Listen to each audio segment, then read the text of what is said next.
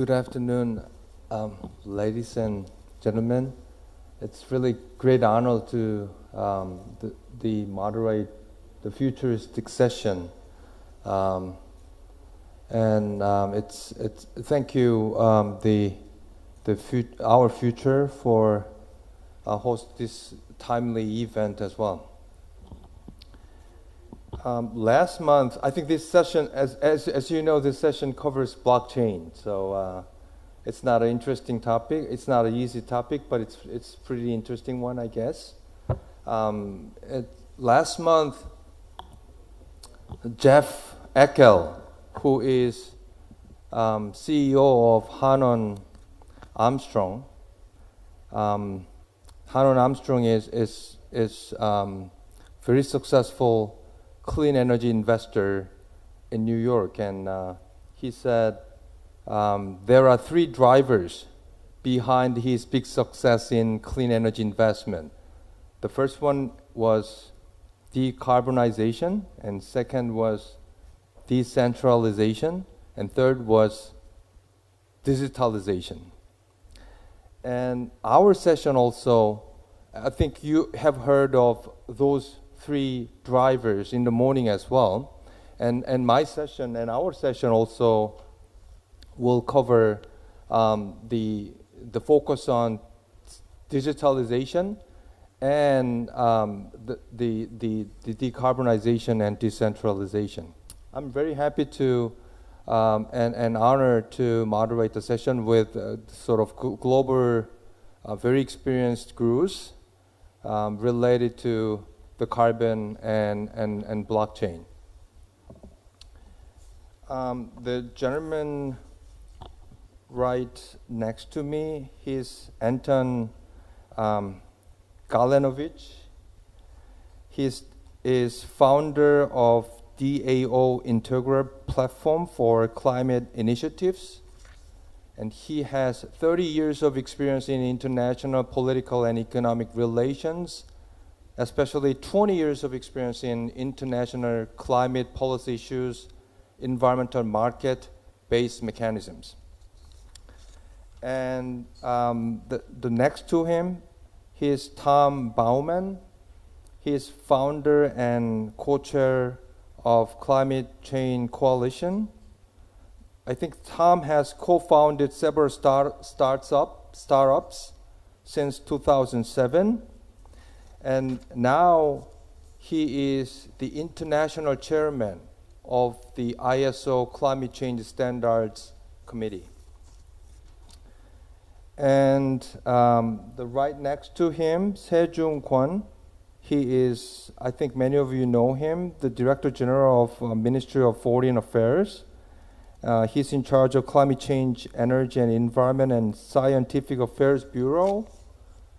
And he was director of the Global Green Growth Institute to have experience in green field as well.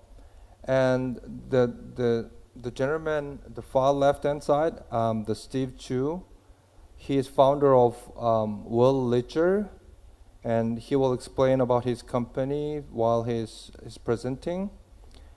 But he's more famous for, he used to work for Huawei.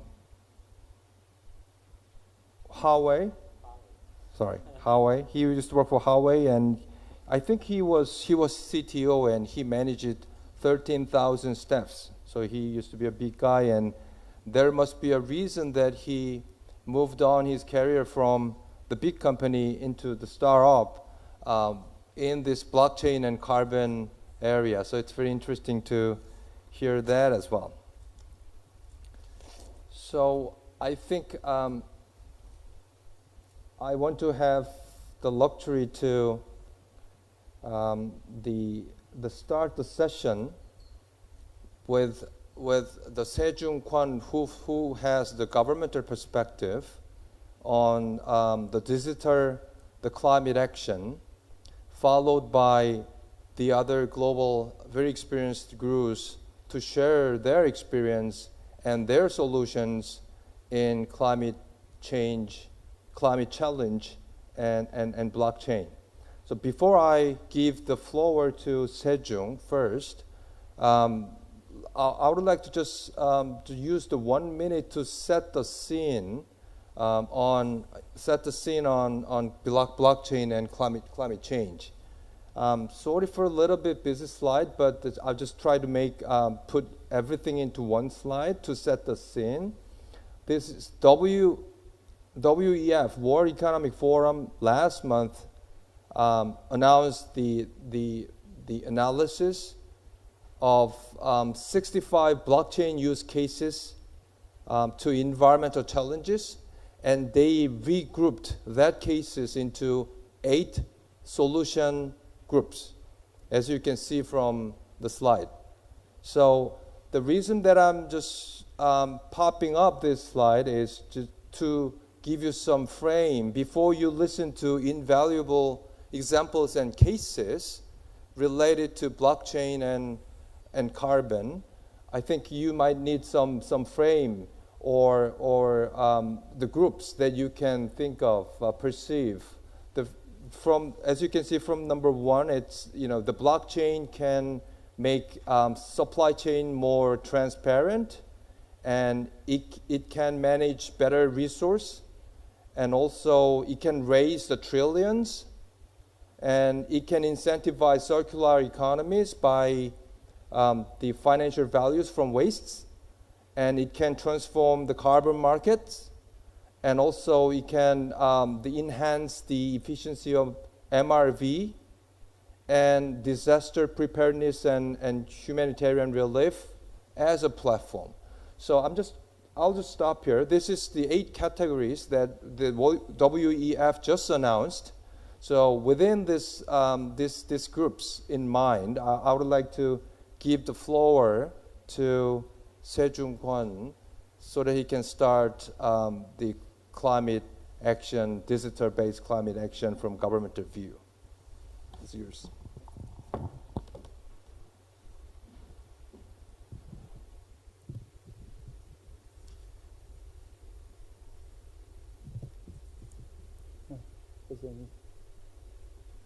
It's in the slide.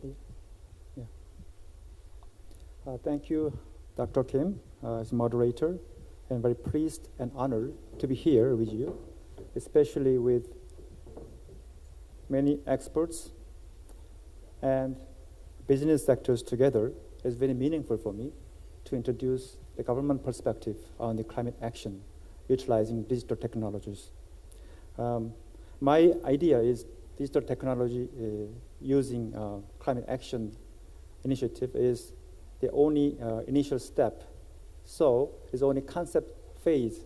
So I don't want to frame this session. Just want to raise this question to think about what is blockchain in a climate action. So you can think about what is to be done. So I'll give you some food for thought, but it can be maybe later. It can be real food. Okay. Yeah. It's very time constraint. I'll proceed with my session remark. First, I would like to think about what is Paris Agreement goals and how can you achieve the Paris Agreement. In 2015, most of the countries agreed to adopt Paris Agreement. At the time, most of countries and people had the same consciousness, common urgency to act for climate action. There's the first step, because the IPCC report, and the 5th report also, that 55% of emissions of greenhouse gases comes from anthropogenic sources. That's why we should act. That's the result. That result of that is Paris Agreement, and also still how to burden sharing among countries, especially developed and developing countries. We need some equity issues. That is climate justice. That is also reflected in the Paris Agreement. The other is climate effectiveness. We should act effectively to tackle climate change. That is the spirit of Paris Agreement. So that basic principle is that universal participation. Developed or developing countries together, they should come into the playground, so they should act.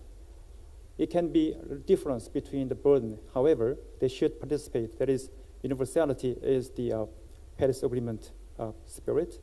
And there's no more bifurcation because everybody together, there is all obligations for the earth. So the CBDR, common but differential responsibilities and respective capabilities, is the principles of United Nations Framework Convention on Climate Change. This principle also apply to Paris Agreement. So now is the time to act. IPCC adopted 1.5 degrees Celsius report, special report last month. That the message is to act now. And then the IPCC also, they preparing another special reports. They're focused on action. But we should recognize there are still the widening gaps, developed and developing countries still, and also there's still gap indices, national determining contributions, and global goals. The total, UNEP report says that 11 or 15 gigawatts of CO2s that should still in the air. They should refill the gap. And also another important issue is climate finance issues, and also the digital divide. So we should have the obligation to make practical solutions. That's why we raised the question how to utilize digital technologies. That's the basic start of a digital-based climate action. And COP24 is around the corner. Next month, we will see another round of negotiations that is focused on making Paris Agreement rule book. But here we can see we are free to choose, but we are not free from the consequences of our choice. That what choice we should make, that is the good question, but it's basic fundamental questions, but still have no solution yet.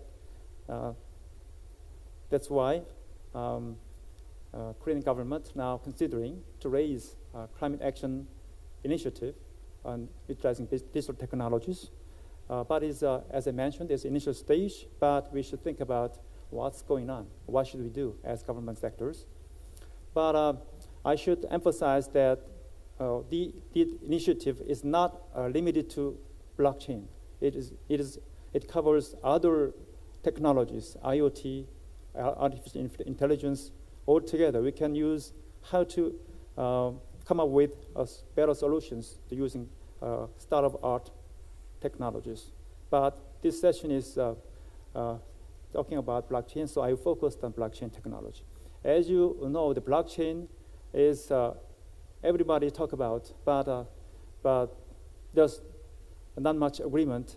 But blockchain is not a fixed object. It's evolving mechanism. So it is upgraded and verified by many users.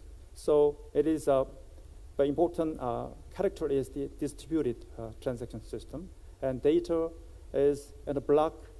If a transaction is some amount of data collected, accumulated, is one block sealed, and also chain another block that is chained. So in a series of chain of action, chain of reaction, chain of transactions, always the verification process done by every node, every people in a networks. They can verify, they can recognize that is the real, authentic.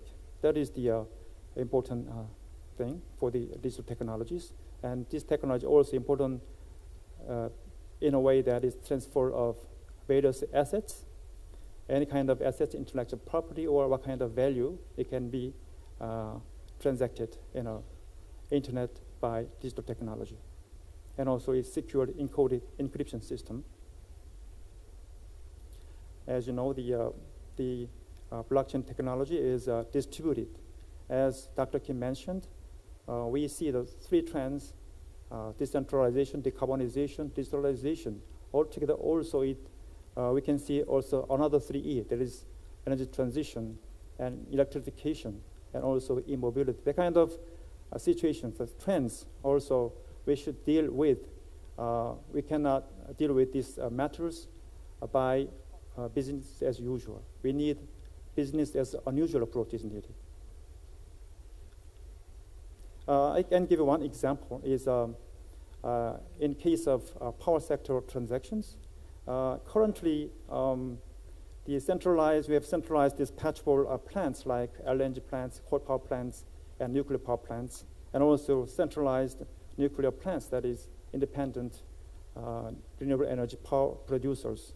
But now there's only T&D grids, so transmission distribution grids to the industrial users and customer and retailer users and prosumers. This is the current system. But if you introduce blockchain technology, you can here centralized dispatchable plants and renewable power plants and real users. Bilateral trading is possible. So, intermediary, the middleman, is not much of use. But it cannot be disappeared, however. But important phenomenon is to direct trading transaction is possible. That is the real change, but it can be done in a very short time. In a current system, only less than 100 transactions per second is possible in an ETS system. And now I turn to the other areas. What areas the blockchain can be used? First, improved carbon emission trading. As mentioned, ETS also totally changed it in blockchain technologies. And also peer-to-peer emission reduction credits is possible. It can be traded. As we see in our Paris Agreement, also how to make the mechanism, how to make the system to enable the trading of person to person. And now it is initial stage, but some people now in a limited area they trade emission energy credits, renewable energy credits actually, and also they facilitated clean energy trading and also climate finance issues. We need some innovative climate finance is required, and also the blockchain technology can enable the kind of mechanism to mobilize finance by innovative ways. By crypto financing is possible. So, and the important of the characteristics of digital technology is better tracking and reporting of greenhouse gases. So more enhancing verification of issues, so it can avoid double counting issues. And so currently the idea of adopting blockchain technology is climate change response is gaining more and more interest. But the specific mechanisms, specific ways, many different divergent perspectives also possible. And now I can turn into the Paris Agreement issues. So as you see, climate change negotiation is one way, and other climate change action is another way. So now, but we can see the interplay between negotiation process and also the action initiatives. They can bridge the gap by this technology. One of the examples is NDC, the Paris Agreement Article 4. It requires quantifiable information. But developing countries, they object to the quantifiable numbers. They don't want to give some numbers. They just want ambiguous data and information. So it's not good for the make a real results. So blockchain technology can serve as a tool to monitor the progress, and then they can translate into numbers. And also the market mechanism, especially Paris Agreement Article 6.2 stipulates on the cooperative approaches. It can trading between country to country, and also the business to business. So blockchain technology could provide more transparency and make it easier to track and report emission reductions, thereby possibly the issues of double counting, so it is made easier to trade. And the Paris Agreement, especially 4.13, is about accounting issues, this article says that every country should account for their achieving their indices. And the blockchain technology can serve as a tool to promote we call TAC, TACCC, that is transparency, accuracy, completeness, comparability, and consistency. That can be also, be addressed more easily. And the Paris Agreement, Article 13, Transparency Framework, also it mentions on MRV, monitoring, reporting, verification. There can also be more robust MRV system can be possible. So it can be more effective mechanism for climate action. But what should we do as government actors? What components we needed for the digital innovation for the real results? I think we can 4 elements, in general. One is enabling technology. Second is system operation. Third is market design, regulation or deregulation issues. Third is business models. But government sectors cannot touch on the business models or system operations. But we can, government sectors can more focus on the market design issues. And so that is the important thing we do. And also we should have a legal and institutional framework for the enabling environment for the innovative technologies be operated. And also we encourage open platforms, not only one platform, it can be a competitive system of all platforms together. And also we make appropriate incentive in a way that induce universal participation of individuals, businesses together. And also we need many kinds of collaborations, many stakeholders in domestic areas and international areas. So there is more communication skills needed. And also government should act as a facilitator and moderator. And then another issue is international governance. And so it's a last slide. And so, but Korea is, I think, is a good condition. We have well-developed ICT technologies, and we have ICT value chain here. But we need more steps to harness these technologies for the substantial results. We need some institutional and legal framework. Readjusting, restructuring is needed. And also, this is our concept of digital climate action initiative. Is the only just raise the questions. It is raised the first step, so it can be another version of initiative. So we can encourage more discussions, more discourse, and how to come up with better solutions.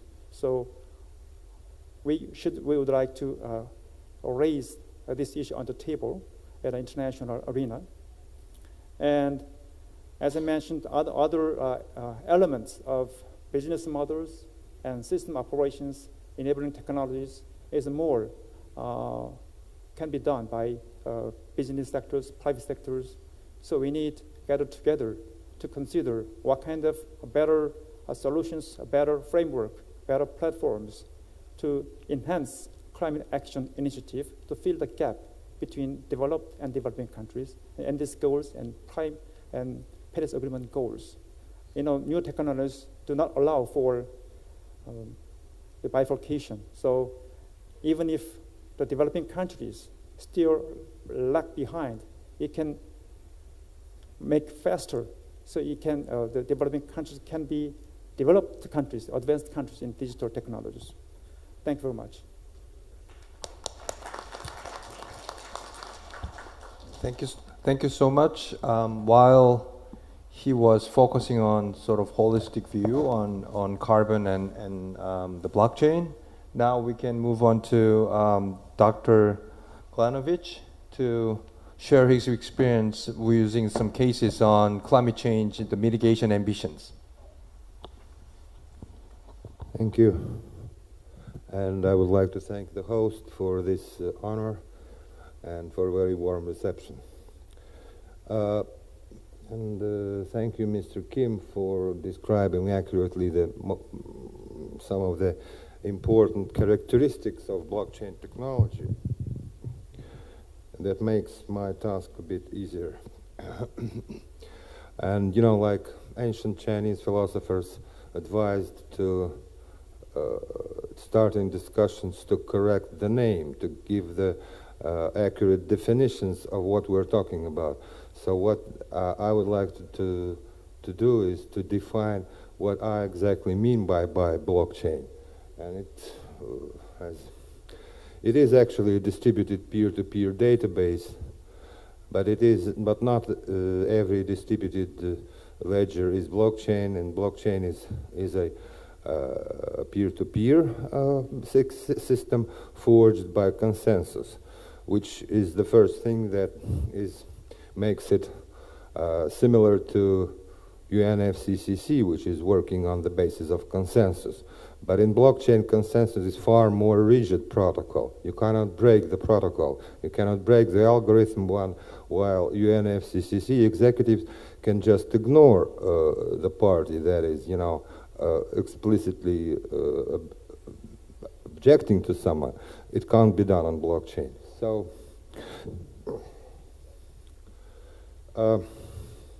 and this database is recorded in blocks with timestamps linked in a chain by cryptographic methods, and a lot of, you know, computer capacities is spared to make this system secure, and it's virtually impossible to break or change the data which is stored there. It would require enormous computing capacity to change the blocks, and which is also, of course, there is a problem of this sort of, you know, proof of work and energy consumption, but it might be worth it because security of data is important.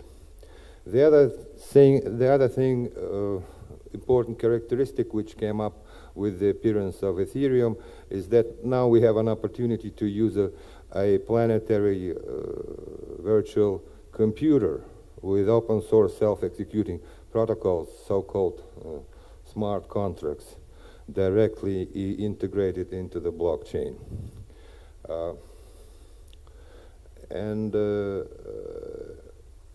The other one important characteristic that I would want to notice is that it broadcasts instantly a price signal, a price message, which is very important for climate policy, for climate mitigation, for carbon markets. You know, the price in such complicated matters like climate change is not just a market signal. It is the case where, you know, not one entity or not one single person can acquire the entirety of knowledge. While IPCC has the scientific knowledge on climate change, you know, physics of ocean, physics of atmosphere, and many other processes, they do not possess the knowledge on a microeconomic level, which is very important. And you know, those carbon pricing influences individuals, corporations on a micro level, and we need this signal too. And the only way to provide this information is really a price. So that's why a price signal is so important. And I would like also to say that in many cases where the system is basically centralized, blockchain solutions or public and programmable blockchain solutions are not really needed. But in some cases, like climate change mitigation, it is the most suitable solution. So when I specifically talk about blockchain, I mean public and programmable blockchain. Now we all probably know better, familiar with the carbon market situation, and there are a lot of this carbon pricing systems initiatives, something like 53 to 56 national, subnational jurisdictions are implementing or developing carbon pricing initiatives, tax or emission trading scheme. The most important thing is that they all operate with either quotas or credits, carbon compliance units, which are all equal to 1 ton of CO2 equivalent. But those systems are fragmented, and the carbon compliance units, credits, or quotas are not fungible. And that is in fact probably the biggest barrier to a greater climate mitigation ambitions. You know,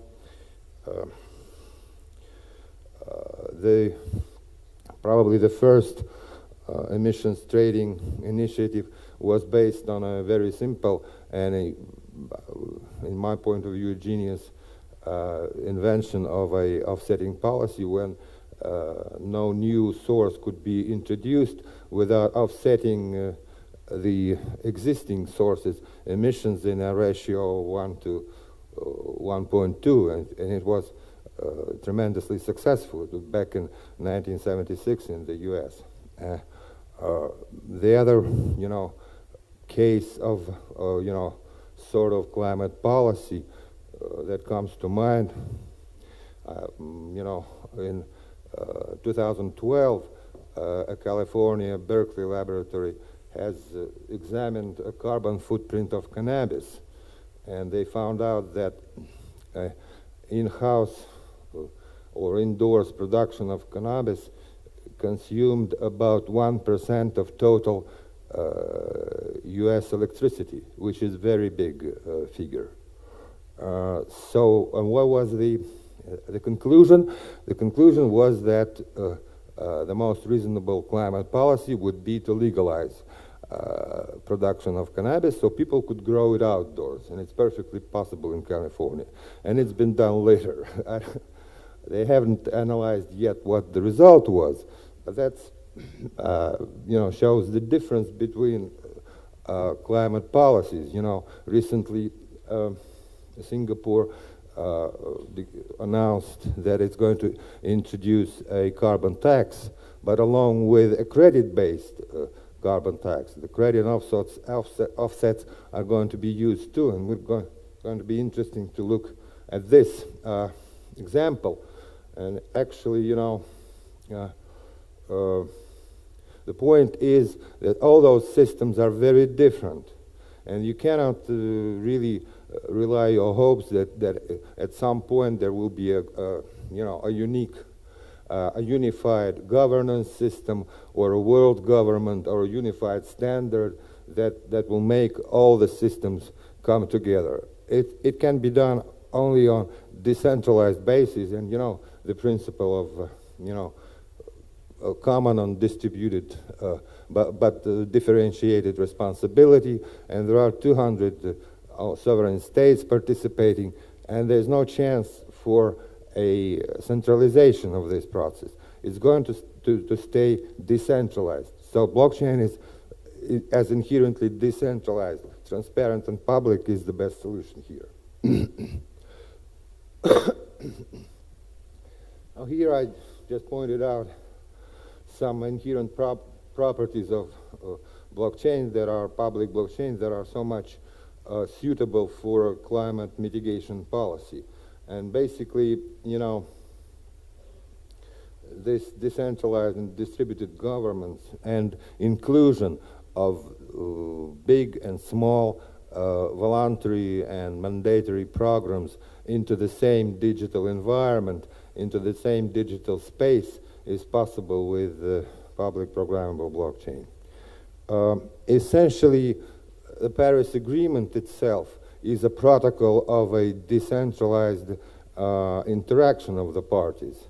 It does not establish any sort of central authority, but it is a protocol of interaction, of a decentralized interaction of different parties and non-party stakeholders. Here I would like to, you know, to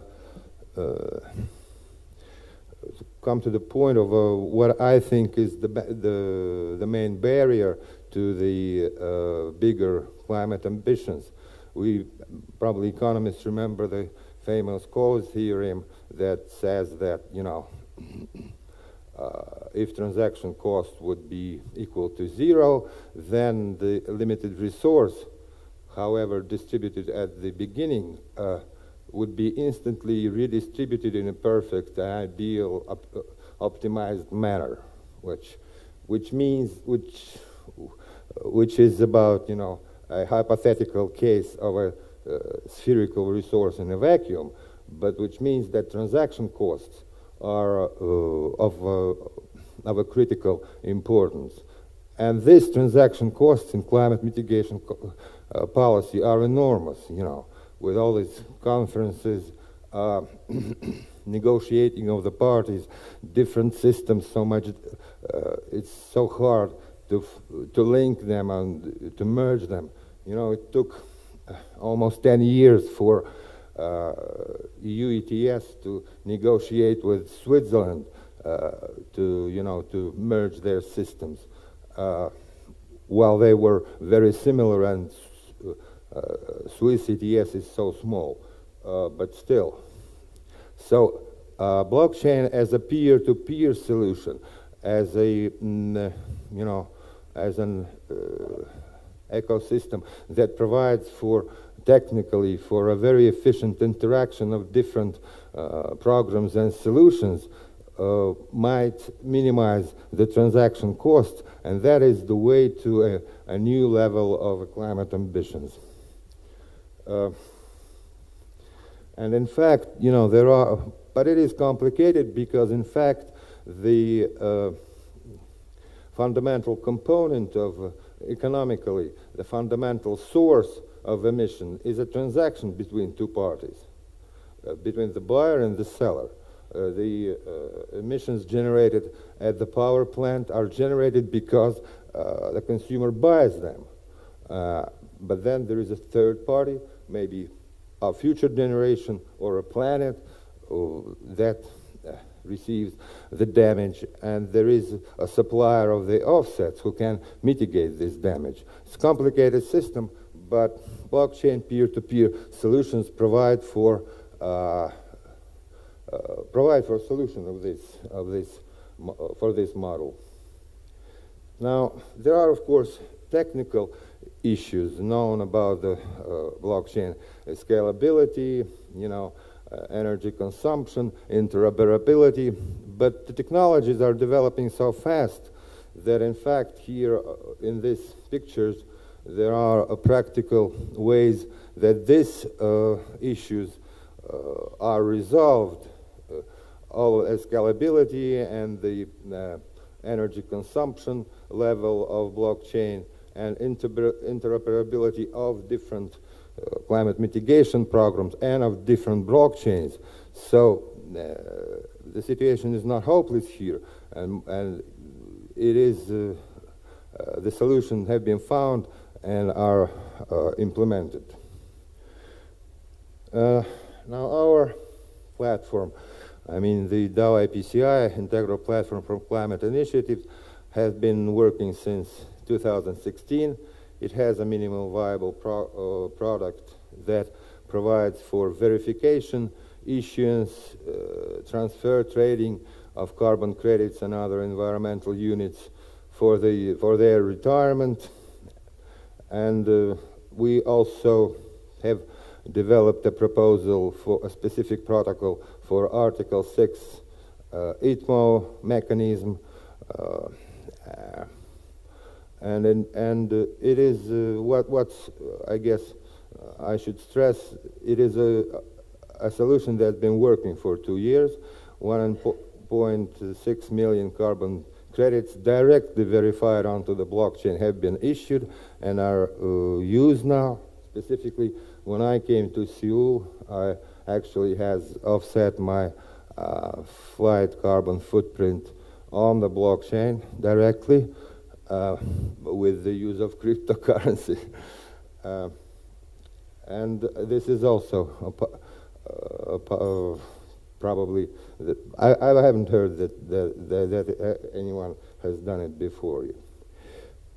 So I don't want to spend much time on advertising this specific solution, but I mean that the concept underlying the integral platform of the climate initiative is that it does not have a centralized governing body, administration. It's basically a digital environment for anyone to use. So if we think about the blockchainization of a climate policy, we could thus, minimize, if not eliminate, but minimize the transaction costs related to climate mitigation policy, and, so to say, to have a leap to a new multiverse, so to say. And the last thing I wanted to say is that, also ancient Chinese philosophers, or there was in this spring-autumn period, Chunqiu, there was a period of 100 philosophical schools, which later was used by Mao Zedong for a slogan, "Let the 100 flowers bloom, let 100 schools contend." So I would propose a slogan, "Let 100 emissions trading schemes, models contend and flourish." Thank you.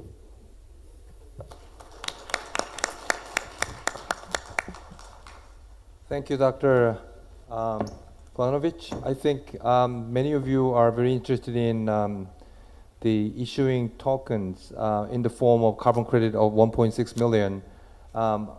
We can get back to that if we have a time after other presentations. Now move on to the Steve, who used to be the CTO of Huawei.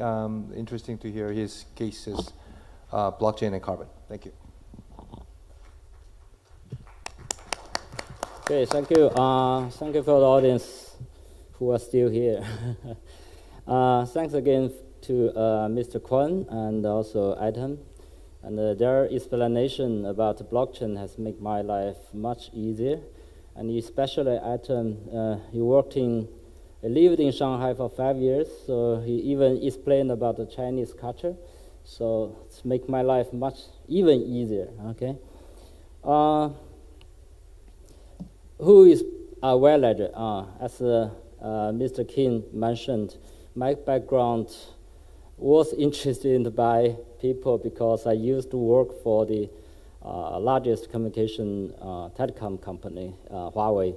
So I was the inventor of the most popular product called Single Run. So you can Google that. That was that is the most popular product in the past 10 years. It still is, yeah. So Ledger is a pure blockchain technology company. That's the information I want to deliver. And we have global footprints, like in Vancouver, like in Singapore. So we, of course, want to have some footprints in Korea. Why we are unique? We are not only a technology development company, we are also business transformation experts, because when people start to get into blockchain, actually it demands and it will lead a lot of business transformations, and people may not really understand how to achieve that. This is one of our expertise we build to help people not only build blockchain-based applications, but also how to do the business transformation. And in our team, we also have financial innovation consultancy with the financing experts. One thing I want to explain regarding blockchain itself is that it's not only public chain. There are public chain, permitted chain, consultant chain. It depends on how we want to utilize. In the left-hand side, there are just use cases for our delivered applications. So people are more familiar with Bitcoin, Ethereum, but I mean, Ethereum, Bitcoin are not necessary to be the best solution for climate energy-friendly usage. You know, the Bitcoin is competing with computing powers. So using blockchain, Bitcoin to develop climate energy-related application may not be the best solution. So this is information I want you to abstract. So I will only talk about three challenges. The first challenge is about the database. I think there are many discussions in the morning about the global database, and blockchain is perfect for doing this shared, distributed database where it's trusted data. The second challenge is really about the carbon credit market. It is not active at the moment, so there should be a way to enable more active trading. And the third one is, I think, more important. The professional people here in this room are very much engaged in the climate energy business or studies, research, and we talk a lot about this. But actually, with all the normal people, the citizens, the majority of the citizens, I don't think they really get involved. So I think this is something we need to address. So following only 3 pages, the first page is about how to solve the challenges regarding the first challenge. So blockchain itself is a distributed database where it can, in combination with IoT, the 5G is, I mean, Korea is leading in deploying 5th generation. And by the way, okay, advertisement again, the Huawei is deploying Single RAM Pro for LGT, and that was the product I invented. So with 5th generation technologies, you can have the NB-IoT, that's very low power consumption Internet of Things. So it can provide mesh network, and you can build all the distributed AI, artificial intelligence. It's not necessary to be Google, not necessary to be Amazon, SoftBank. The AI can be built on the blockchain and as so-called distributed artificial intelligence to enable the serving to the individuals or for the special purpose. So blockchain, again, is perfect for collecting the global environmental, climate, energy data. The second challenge is about the tradings. There are so many different standards in different countries, and it is very difficult to align all the standardizations, and it's huge work. Is it possible, as demonstrated on the slides, to using the carbon tokens to represent the value of the carbon credits for each country, each region, and the market itself will speak for the price. And then it will move back to require different governments to standardize their standard for the carbon emissions. So I think this is one way to solving the very complicated problem or challenge. Okay, the third one is how to get the citizens involved. Not only the developed countries, but also the developing countries. It must be the way we incentive them. So blockchain has a natural feature. It's called incentive. So as I understand, And I also read about started items proposal. I mean, the system design shall not be based on self-discipline. It must be designed based on incentive, to incent the people to get involved. And blockchain can be of help. Thank you very much. Thank you. Thank you, Steve. That helped really about the data and trading and engagement challenges that we had. Now we're going to move on to Tom. He will touch up on next generation, the governance for blockchain and climate. Tom.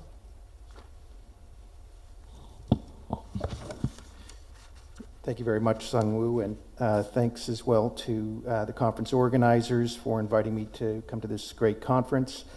Thanks to the other speakers on this panel that have also made my presentation that much easier by giving overviews of blockchain's needs and the technical details as well.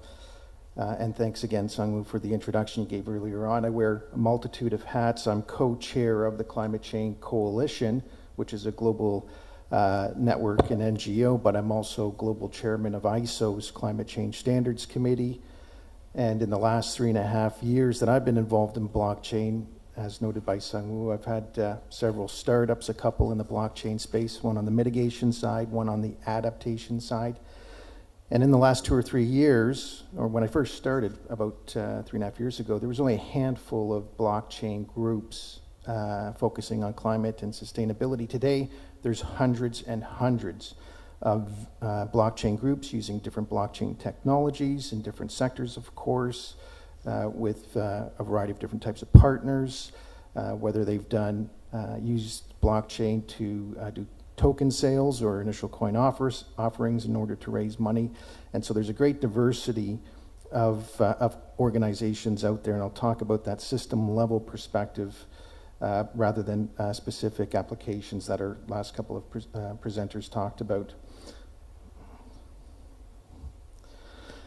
And so thinking back to earlier in the day where many of the presenters talked about the major challenges and solutions, and amongst those and reaching the Paris Agreement as that enormous challenge is raising the capital and deploying that investment into trillions of dollars into a variety of clean technologies for low carbon economies, as well as climate resilient cities.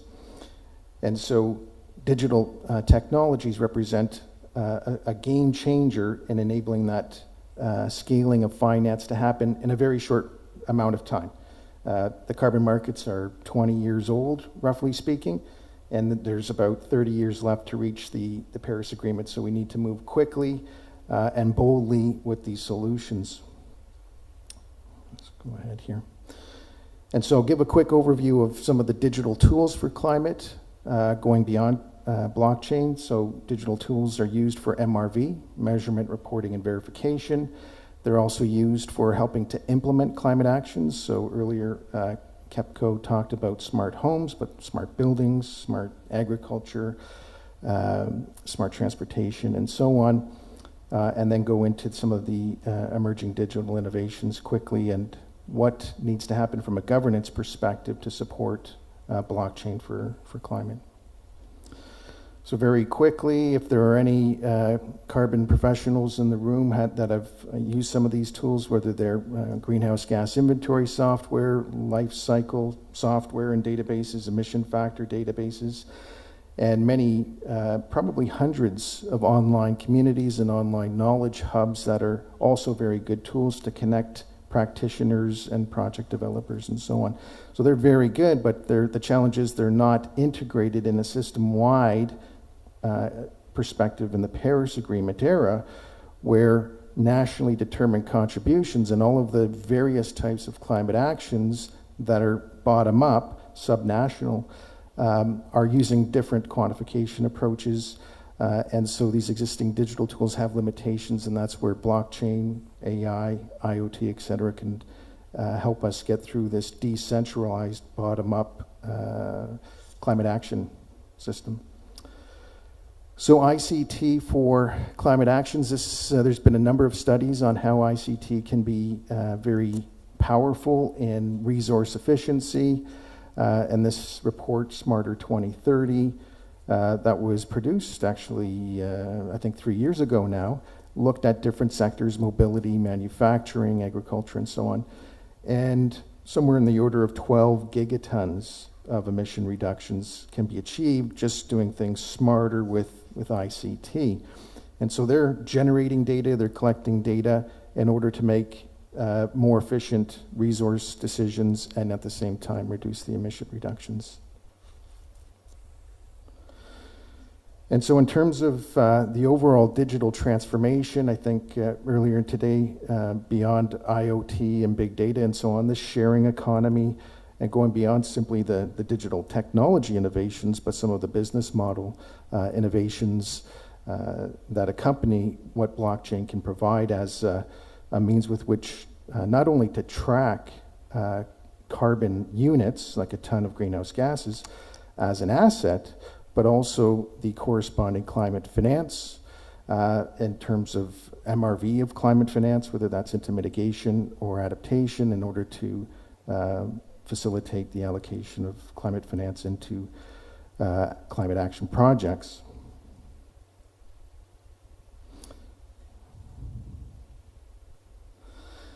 And so in the last couple of years, a couple of organizations I've worked with, the Blockchain Research Institute, established by Don Tapscott in Canada, where I did a landscape report of different types of blockchain groups. There's the supply chain that was mentioned for smart cities, renewable power, of course, carbon reduction projects within facilities, and they're all taking different approaches.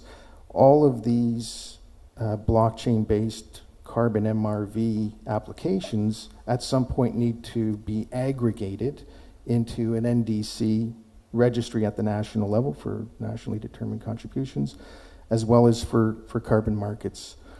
Earlier, one of the speakers talked about the overall carbon budget that we would have available on an annual basis, perhaps about 50 gigatons or so. I think that number changes. You can think of that in the context of how blockchain first emerged. It was used as a money supply tool. Well, we can use it as a carbon supply tool to tokenize the global carbon budget as a fixed number of carbon tons of carbon dioxide. And so all of our emission reduction accounting will need to reconcile with the global budget for carbon reductions. Easier said than done, of course. And so recognizing the exponential growth of digital innovation and all the great progress of clean technology innovation, how quickly they need to go to market, how much they rely on standards as the practical tools for implementing what is a program or a policy.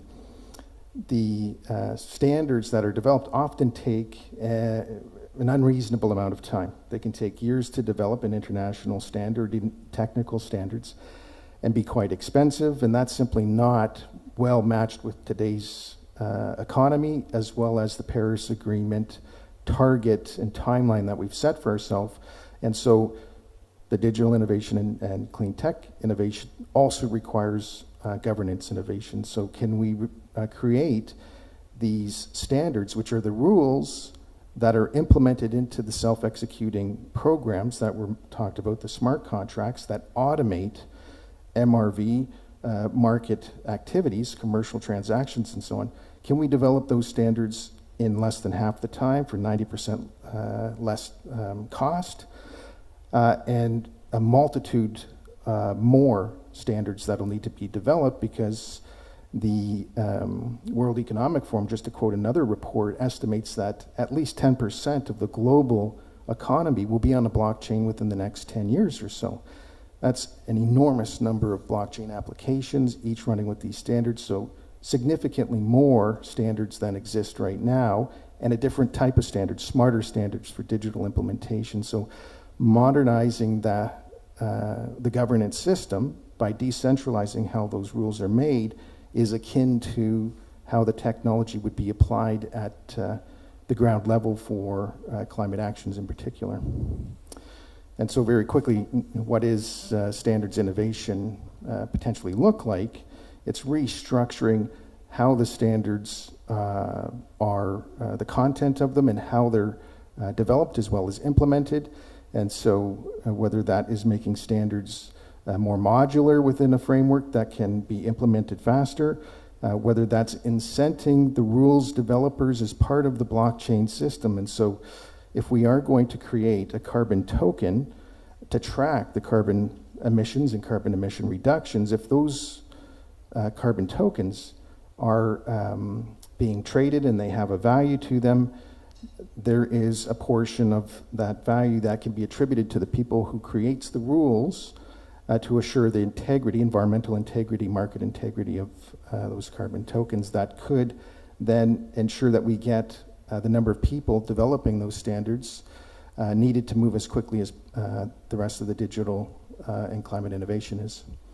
So very quickly, the Climate Change Coalition was established at COP23, so 11 months ago, and that's because of the overwhelming interest in blockchain and with the UNFCCC.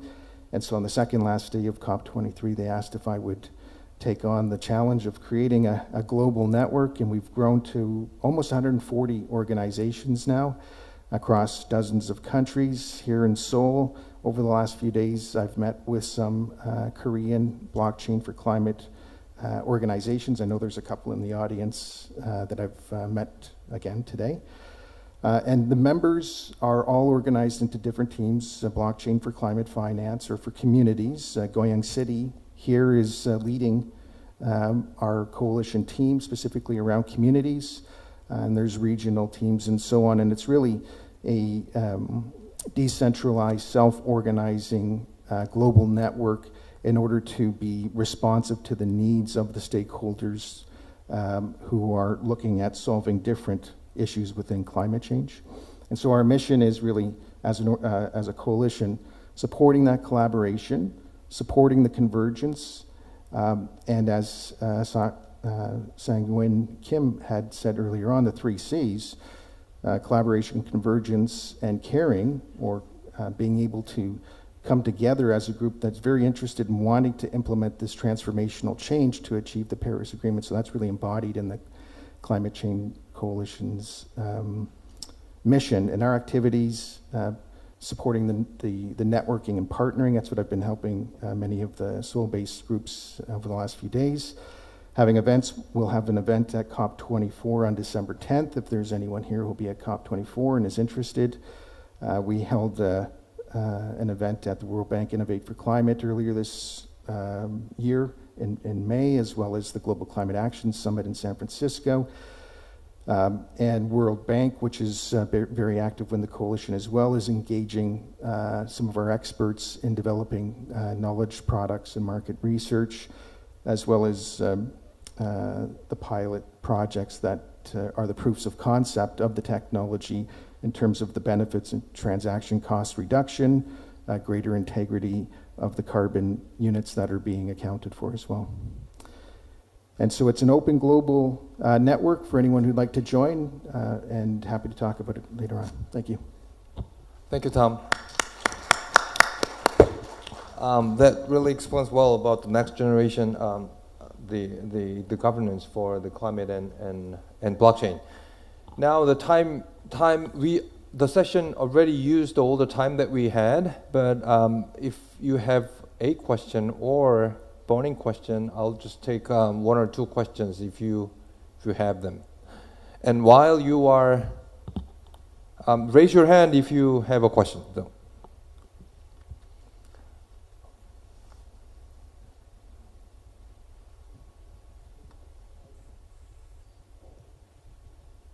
Thank you for the nice presentations. My simple question for the emission credit, there is already one worldwide blockchain is enacted or is an idea? That's my question. I don't know whoever answer my question. The question is there a universal the blockchain the transaction platform or not? No, there is no universal blockchain platform, But probably if we talk about a public and programmable blockchain, the most commonly used is Ethereum. Okay, any other question? I think I'll take just one last question from the guest from Mongolia.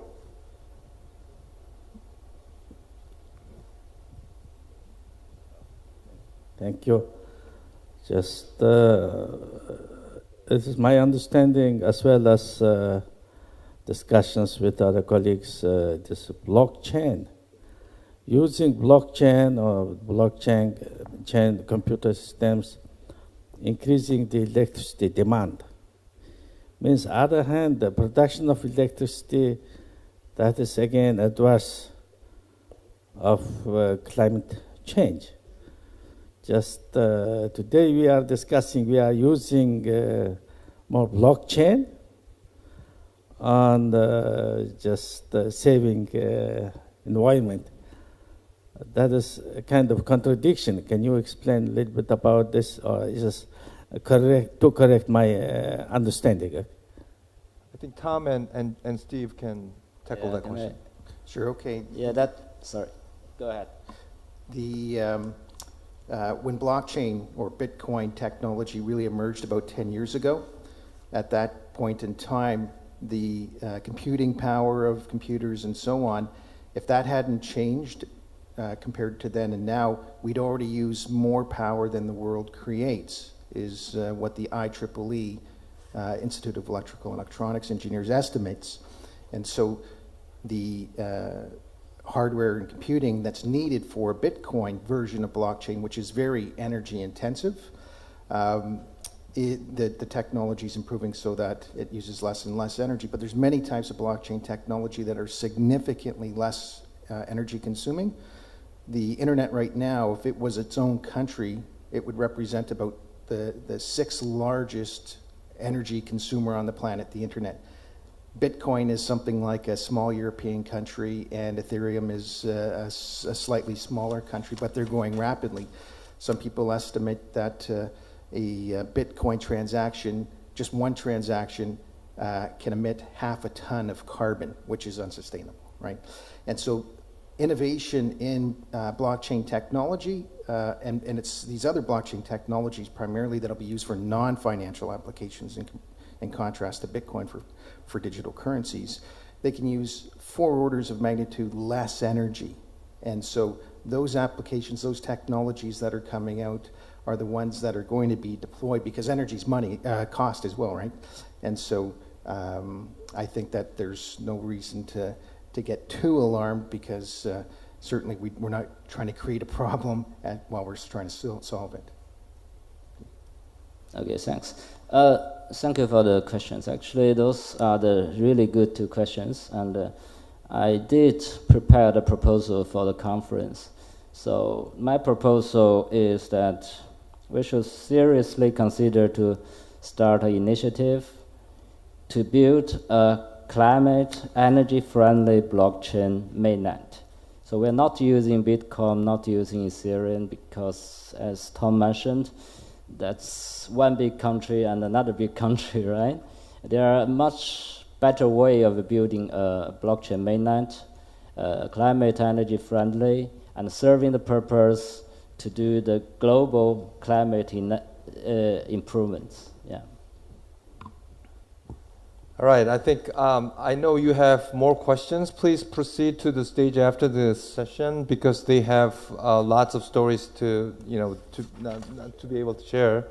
Well, to close the session, I think as a moderator, I think that in climate and energy sector, we need transparent data, we need national ambition, and we need efficient market, which we don't have yet. But I think the blockchain can provide that challenges by solutions using security, transparency, and cryptocurrency. With that, I would like to conclude our session. Thank you for listening. Please give a big applause to the distinguished speakers. Thank you all for the wonderful session. All panels of Plenary 4, please come forward and take a pose for the photo time. Thank you.